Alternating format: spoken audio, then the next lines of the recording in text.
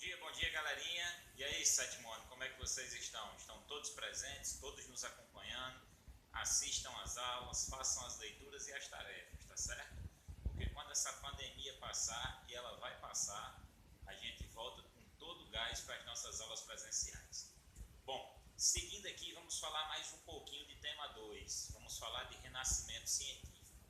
Ontem eu estava dizendo a vocês que o renascimento ocorre na Europa, né, no início da Idade Moderna, para atender às mudanças geradas com essa transição de Idade Média para a Idade Moderna.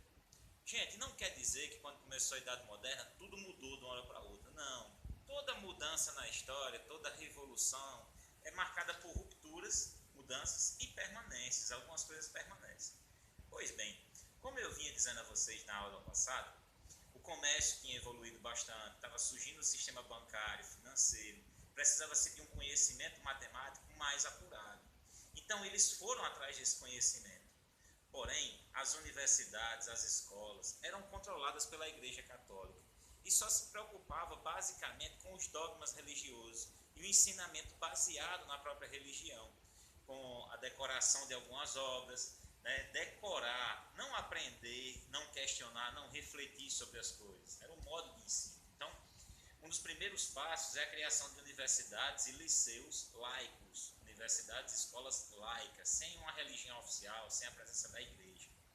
E como eu já disse a vocês, o Renascimento ele vai trazer de volta à discussão aqueles textos clássicos gregos e romanos, certo? O estudo dessas obras. Mas não se enganem que eles não ficaram estudando só essas obras. Não, eles foram além. Eles usaram ela como base, como alicerce e foram além, certo? Começa na Itália, como eu expliquei na aula passada, porque a Itália reunia as condições favoráveis para isso. Havia grandes gênios como Leonardo da Vinci, Michelangelo, Rafael Sanzio, Botticelli e vários outros. Foram várias fases de renascimento, ok? E para atender essas novas demandas, eles se dedicaram mais à ciência, à experimentação, à observação, à reflexão e não aceitar mais uma verdade pronta, ok? Muito tem que lembrar também que o humanismo foi muito forte, né? A questão do homem, do ser humano. As obras agora retratam o ser humano, as obras artísticas vão retratar o ser humano. Tudo vai ser voltado para o ser humano e sua autonomia, certo? Sem achar que, você tem que ter uma vida boa aqui, seguir as ordens, seguir as regras para encontrar o paraíso após a morte. Não, você pode buscar o paraíso aqui, em vida, ok?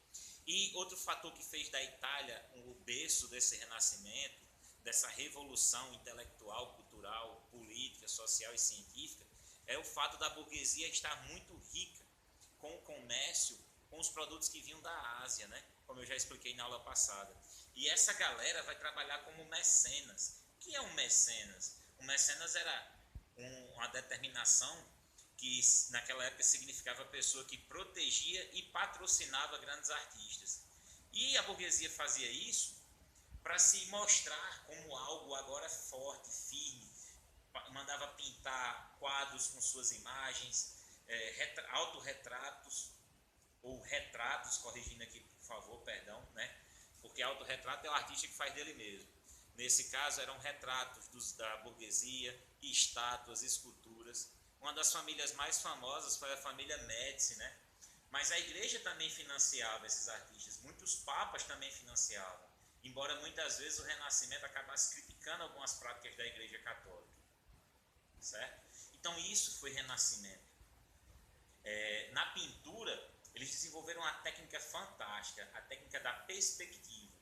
Porque antes as pinturas eram feitas, elas eram chapadas, elas só tinham duas dimensões, altura e largura. Eles agora conseguiram dar profundidade. Quem era mestre na perspectiva era o Leonardo da Vinci, principalmente Rafael Sanzio, o Michelangelo e vários outros artistas. Vai mudar.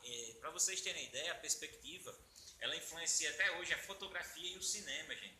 E era algo assim bem simples. A imagem que eles queriam parecer mais próximo do observador, eles faziam maior. E aquela que, para dar a ideia de distanciamento, eles desenhavam ela pequenininha.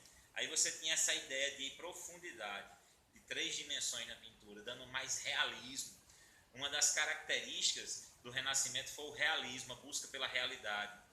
Outra coisa interessante também, gente, foi eles entenderem a natureza. como algo independente. Né? Os fenômenos naturais, as chuvas, os vulcões, terremotos, eram explicados até o Renascimento como obra de Deus, castigos de Deus, por exemplo. Agora não, eles vão separar isso no Renascimento e vão ver como fenômenos naturais, como coisas da natureza, certo? E muitos cientistas vão se dedicar à observação dos astros, como Nicolau Copérnico, Galileu Galilei, o Jonas Kepler, o Giordano Bruno, ok? E vão sofrer perseguições da igreja, porque muitas vezes eles vão contestar aquilo que a igreja sempre ensinou. O Nicolau Copérnico, por exemplo, ele vai na contramão da teoria do grego Ptolomeu e daquilo que a igreja defendia, né? A igreja dizia que a Terra era o centro do universo. Essa teoria era chamada de geocentrismo, Terra no centro. E a partir dos estudos do Nicolau Copérnico, do Galileu Galilei, do próprio Jonas Kepler, do Giordano Bruno, vai se defender a teoria do heliocentrismo, do Sol no centro. É o Sol que está no centro e a Terra e os outros planetas giram ao redor dele. Isso para a gente hoje é óbvio, tá claro, sim, mas naquela época não. E a igreja repudiava isso, porque isso acabava abalando os seus poderes, abalando o poder dela de ser a detentora do conhecimento. E é por isso que o Galileu Galilei é preso pelo Tribunal do Santo Ofício, e ele vai em praça pública retirar aquilo que ele tinha dito e dizer que estava errado e que a igreja estava certa. Senão ele teria sido morto na fogueira, como foi Giordano Bruno no ano de 1600. Só 300 anos depois é que a igreja vai pedir um perdão a Galileu Galilei e dizer que ele estava correto, reconhecer o erro.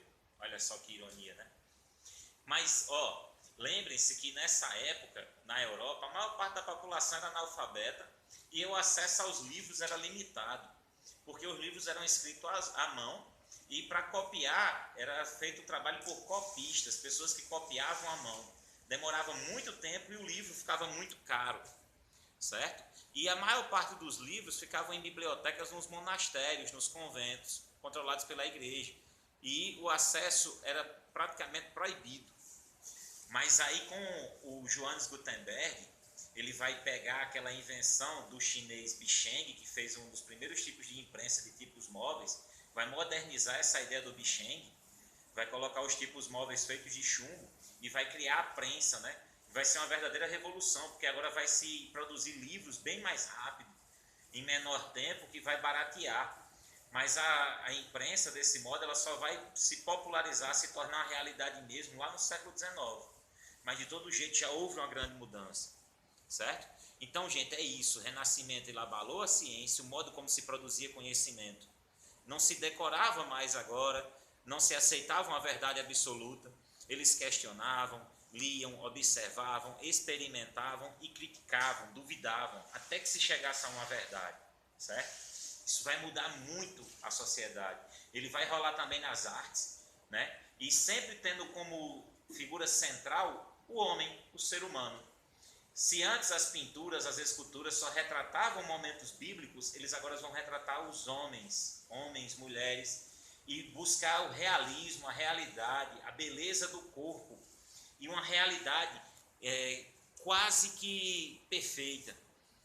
Né? Dizem que quando Michelangelo esculpiu Moisés em mármore, ele olhou para aquilo que ele tinha produzido, ficou tão impressionado com a realidade que ele chutou a perna da estátua e gritou, parla, parla, que em italiano quer dizer fala.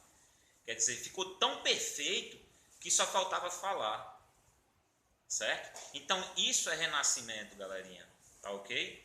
Influencia até hoje o nosso modo de aprender, de estudar, onde hoje nós não nos ligamos apenas a decorar nomes e datas, mas principalmente entender o fato, o acontecido, questioná-lo, refletir sobre ele, formar opiniões. É assim que devemos aprender. E devemos isso aos renascentistas, aos grandes pensadores renascentistas, tá certo? Se cuidem, cuidem de suas famílias, fiquem em casa, tá certo? E vamos estudar.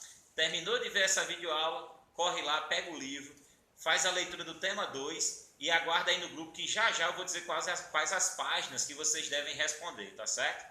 Qualquer dúvida me avisa, estou sempre aqui. Beijo no coração de cada um e cada uma de vocês e fica bem, viu?